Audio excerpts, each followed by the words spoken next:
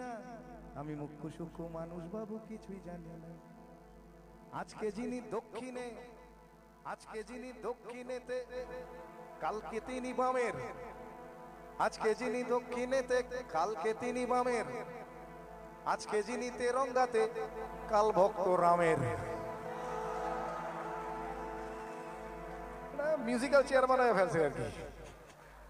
যে পারছে বসে বসে, যেদিকে একটা চেয়ার খালি হলেই হলো, সে যে কোনো চেয়ার হলেই হবে আর কি। আজকে যিনি দক্ষিণেতে, কালকে তিনি বামের। আজকে যিনি তেরঙ্গাতে, কাল ভক্ত রামের। কে যে কখন কার পেছনে, কে যে কখন, এখন সবাই সবাইকে শেল্টার দিচ্ছে, হচ্ছে না? এখন কোয়ালিশন হচ্ছে, এ ওর সাথে গাঁট বেঁধে ফেলছে, ও ওর সাথে ফেলছে। কে যে কখন কাকে শেল্টার দিচ্ছে বোঝা যাচ্ছে না। কে যে কখন কার পেছনে, বুঝি না কে খাঁটি। কে যে কখন কার পেছনে, বুঝি না কে খাঁটি। আসলে আসলে সবাই সবার পেছনেতে, সবার হাতেই কাঠি।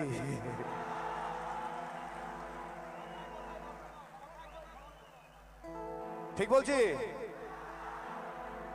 কথায় কথায় ধর্মঘট এখন যে কোনো ইস্যুতে হয়। আজকাল যে কোনো ইস্যুতে, আপনি জানেনও না কেন ধর্মঘট ডাকা হলো। একটা অর্গানাইজড ফোর্স হলেই হবে আর কি। আমি তো ভাবছি এবার ডাকাতরাও ইস্যু করে বলতে পারে, এলাকায় প্রতিরোধ হচ্ছে, ডাকাতি করা যাচ্ছে না, ঠিক হচ্ছে না, এই চল তোরা বন্ধ রাখি।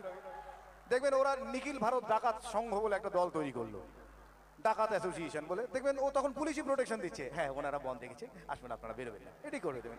খালি অর্গানাইজ হতে হবে। কথায় কথায় ধর্মঘট, আর সবাই ধর্মঘটি। অধার্মিকের ধর্মজ্ঞানে, স্লোগান স্লোগান আর স্লোগানে, গোলক ধাঁধায় ঘুরে আমার হারিয়ে গেছে ঘটি। মন্ত্রীরা সব হারামজাদা, আস্ত বদের ধাড়ি। মন্ত্রীরা সব হারামজাদা, আস্ত বদের ধাড়ি। তুড়ুক নাচে মন্ত্রিসভা, এখনো বাইজি বাড়ি।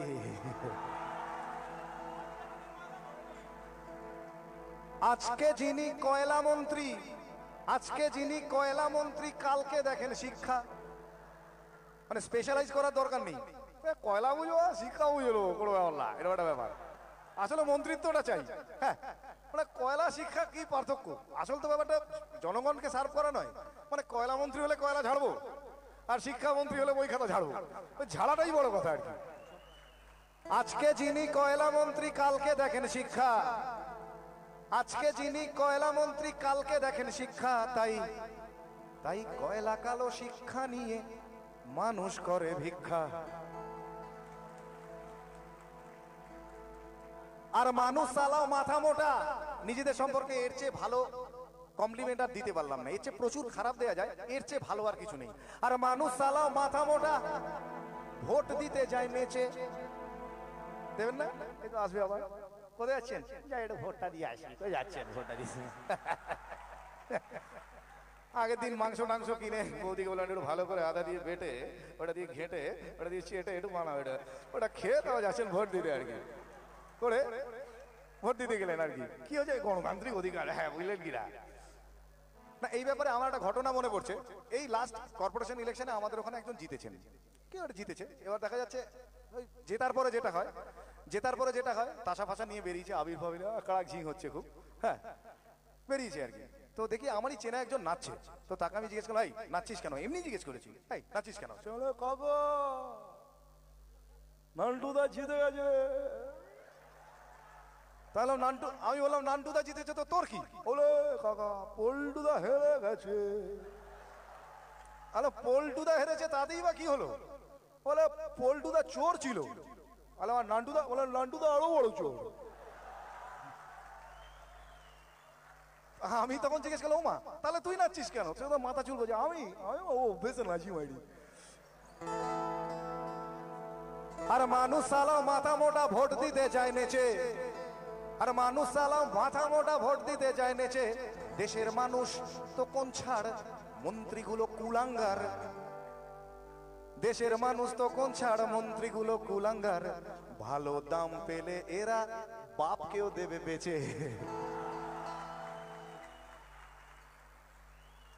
কিন্তু এটাই শেষ কথা নয়। শেষ কথা আপনার আমার মতো সাধারণ মানুষেরাই একদিন বলবে। বসতি আবার উঠবে গড়ে, আকাশ আলো উঠবে ভরে, জীর্ণ মতবাদ সব ইতিহাস হবে, পৃথিবী আবার শান্ত হবে, পৃথিবী আবার শান্ত হবে। একদিন ঝড় থেমে যাবে, পৃথিবী আবার শান্ত হবে, পৃথিবী আবার শান্ত হবে।